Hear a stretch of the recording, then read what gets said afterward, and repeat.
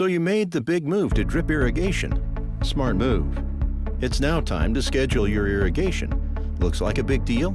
Don't worry, it's easy. Actually, irrigation is all about balancing water availability in the soil. Soil has a capacity to hold water, and plants consume that water. Our job is to give the soil back the water that the plants have consumed. This way your plant never dries out and won't suffer from stress. Okay, so that's clear. We need to apply the amount of water the crop is consuming in order to stay balanced. But how do we calculate field's water consumption?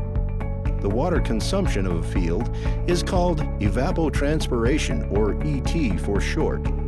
ET is the sum of water that the plants consume by transpiration along with evaporation from the soil. ET is calculated based on meteorological data considering temperature, humidity, wind speed, and radiation. But every plant will transpire a different amount of water, no? Yes, the water consumption of a specific crop in a specific field is called ETC. To find the ETC, we follow a simple equation. Don't worry, it's really easy. Let's take it step by step. The measured value of ET is called ETO. This represents the evapotranspiration from a standardized vegetated surface of grass. Where do you get the ETO values from? Either from a weather station located in your farm or from the Netafim ETO application. So how do you move from a reference grass to your crop in its specific growth stage?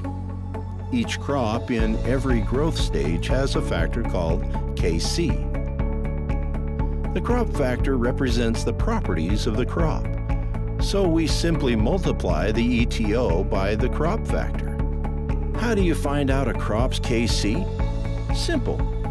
Just do a quick internet search, consult the crop literature, or ask an irrigation specialist. So in order to work out the actual water consumption of your crop in a specific field at a specific growth stage, that is, to get the ETC, we simply multiply the ETO by the crop factor. Here's an example. Let's say you have a cotton field. According to the local weather station, yesterday's ETO was 6.5 millimeters. The cotton in the field is at growth stage, vegetative growth.